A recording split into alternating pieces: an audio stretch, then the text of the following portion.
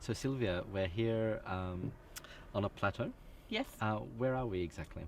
We are at La Grola Vineyard, Okay. and it is one of the most historical vineyards of the Valpolicella Classico region.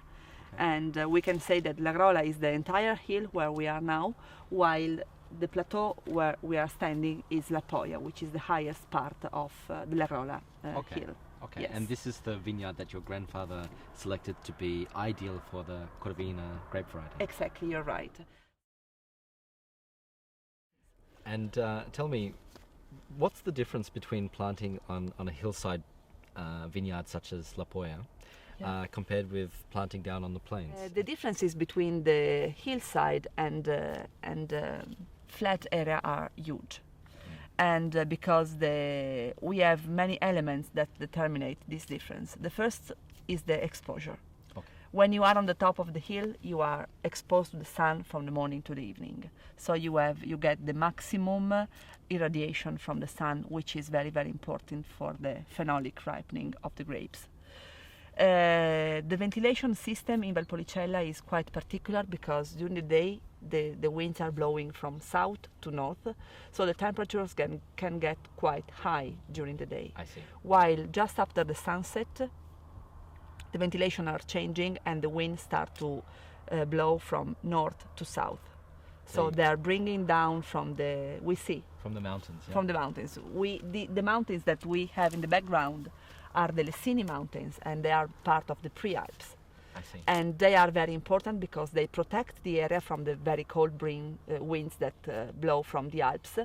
And at the same time, during the night, they send down this fresh ventilation, which is very important. Okay. And this breeze helps to create this big difference between the day and nighttime temperatures, which is also a huge factor in the quality of the grapes here. Because this is developing the aromatic expression of the grapes. I see. And another very important element is the Lago di Garda, the Garda Lake, which is we can't see today because it's a little bit foggy, but it's very close from where we are. It's 4 kilometers in air distance. I see. And what is the effect of being so close to Lago di Garda? What is the effect on the quality of the vineyards? So the Lake Garda is acting in a very heavy way in its surrounding.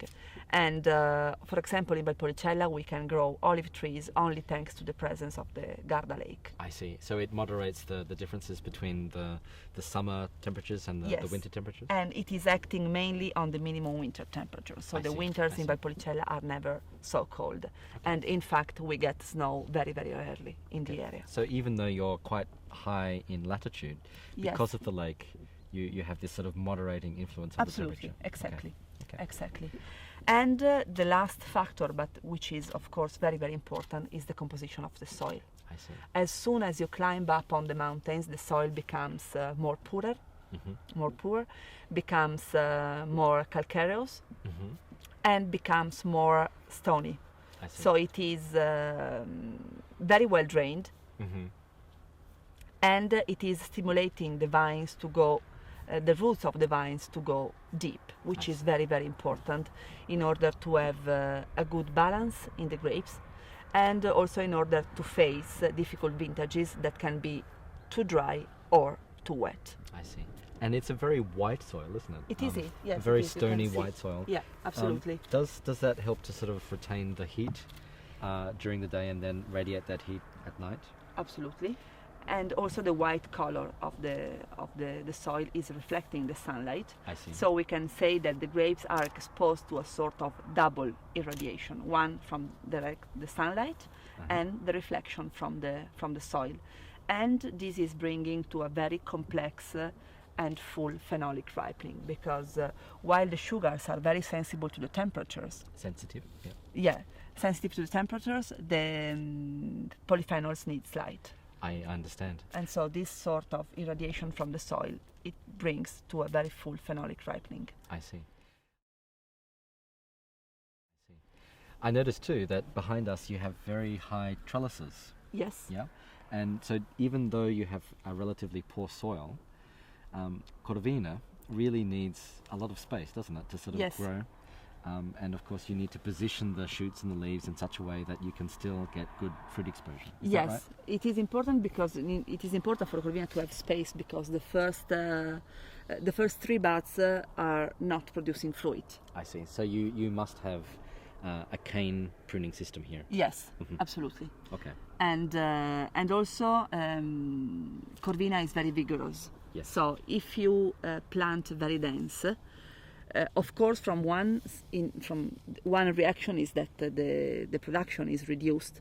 I see. But at the same time, the bunches will grow very, very thick. I see. So this is not a problem if the grapes will be vinified fresh. If the grapes will be selected for the drying process, we prefer to have loose bunches. Okay. That's why in Valpolicella still today you can see a lot of vineyards still planted with the pergola.